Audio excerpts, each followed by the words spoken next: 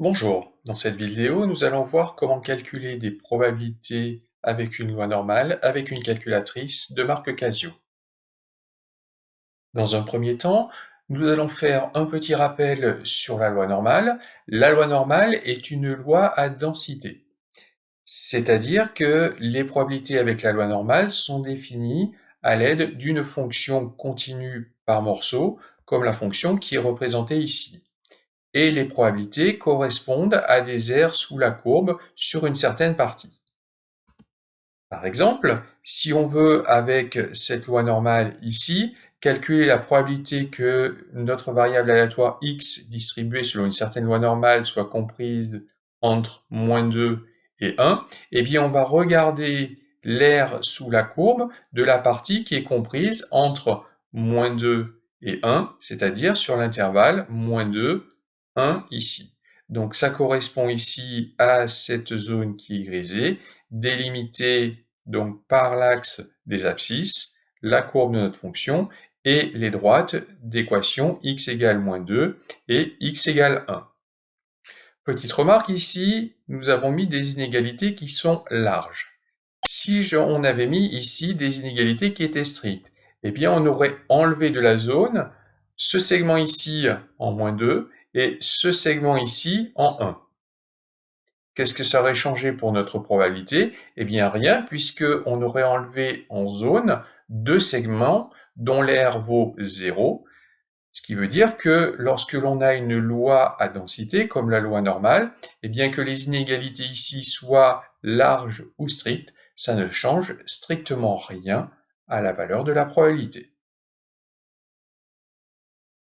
Maintenant, nous allons voir comment utiliser la calculatrice pour calculer des probabilités avec la loi normale. Dans un premier temps, on va regarder avec une variable aléatoire U distribuée selon la loi normale centrée réduite, donc la loi normale de paramètres 0, l'espérance, et 1, l'écart type. Donc premier calcul, la probabilité que U prenne des valeurs comprises entre -1 et 1,5. Donc pour cela, on va dans le menu Options, ensuite Stat, touche F5, ensuite Dist, comme c'est la loi normale dont on a besoin, Norme. La fonction que l'on va utiliser, c'est ici la fonction NCD. Donc ici, on a norme CD. On va indiquer un certain nombre de données. La première que l'on va mettre, eh bien, c'est l'intervalle que l'on veut. Donc, probabilité que U soit compris entre -1 et 1,5. Donc, on indique les bornes, -1, 1,5. On ferme la parenthèse et on valide. On obtient ici notre probabilité qui est de 0,77, 45, 37, etc. Comme c'est la loi normale centrée réduite d'espérance 0 et d'écart type 1, on peut aussi préciser les paramètres. Donc pour cela, donc NCD, -1, 1,5, et ensuite on indique les paramètres. Alors il faut faire attention, on indique d'abord l'écart type 1, puis l'espérance 0, on ferme la parenthèse, on valide, et vous voyez, on retrouve exactement la même chose. Donc lorsqu'on travaille avec la loi normale centrée réduite, on peut se dispenser de mettre ici les paramètres écart type espérance. Quand on travaillera avec une autre loi normale, eh bien on devra impérativement les mettre. Donc maintenant, on va calculer la probabilité que U soit supérieur à 0,2. Donc pour cela, eh bien, on va utiliser la fonction NCD, norme CD. Notre intervalle, puisque U est supérieur à 0,2, c'est l'intervalle 0,2 plus l'infini. Donc première borne 0,2, virgule. Deuxième borne plus l'infini. Problème, plus l'infini n'est pas un nombre.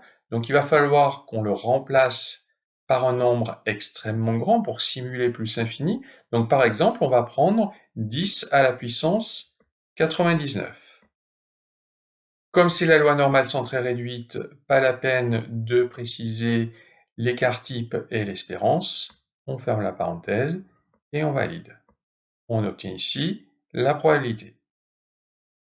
Alors, on n'est peut-être pas obligé de prendre un nombre aussi grand que 10 puissance 99. Quelque chose qui marche bien avec la loi normale centrée réduite pour simuler plus l'infini, eh bien, c'est de prendre simplement 10. À 10, on va être déjà suffisamment proche de plus l'infini. Vous voyez, quand je fais le calcul, j'obtiens exactement la même probabilité que quand j'ai pris 10 puissance 99. Maintenant, on va calculer la probabilité que U prenne des valeurs inférieures à moins 1,23. Donc ça va être le même principe. U inférieur à moins 1,23, bien c'est de moins l'infini à moins 1,23. Donc moins l'infini, eh bien on va le simuler par moins 10 à la puissance 99 jusqu'à moins 1,23. Comme on est avec la loi normale centrée réduite, pas la peine de préciser les paramètres de cette loi. Et on valide.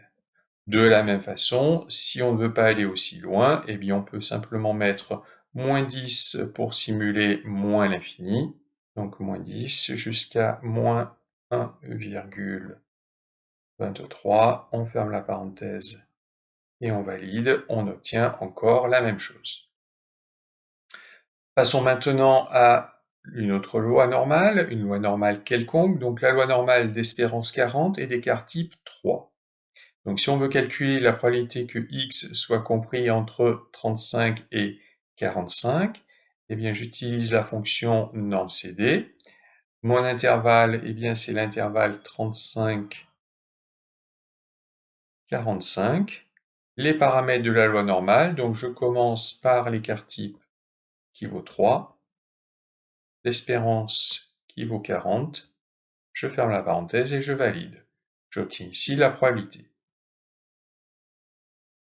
Pour maintenant la probabilité que x soit supérieur à 36,5. Eh bien, j'utilise la fonction norme CD.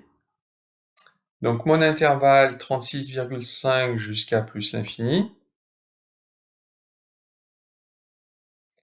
Donc 36,5 et 10 puissance 99. Les paramètres de la loi normale.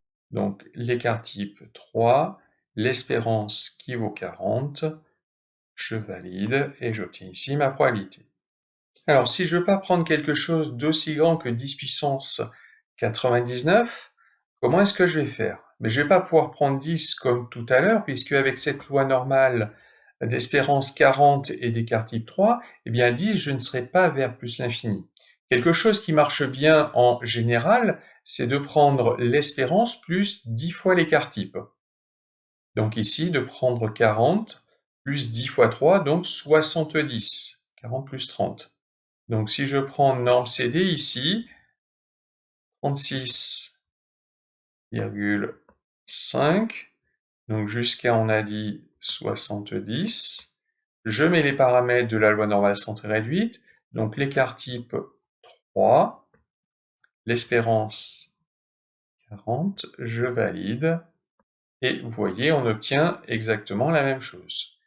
Maintenant, si je veux la probabilité que x prenne des valeurs inférieures à 42,95, eh bien de la même façon, norme CD, donc x inférieur à 42,95, c'est de moins l'infini, donc moins 10 à la puissance 99, jusqu'à 42,95.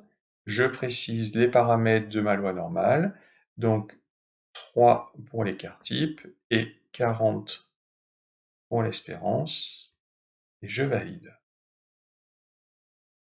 De la même façon, si je ne veux pas prendre quelque chose d'aussi petit pour simuler l'infini, eh bien je peux prendre l'espérance moins 10 fois l'écart type, donc 40 moins 3 fois 10, 40 moins 30, ça fait 10. À 10, on est là suffisamment proche de moins l'infini.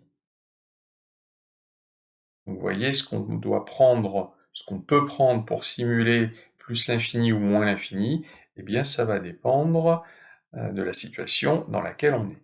Donc bornes 10, 42,95, les paramètres de notre loi normale, donc 3 pour l'écart type et 40 pour l'espérance, et on valide, et vous voyez, on retrouve bien la même chose que tout à l'heure.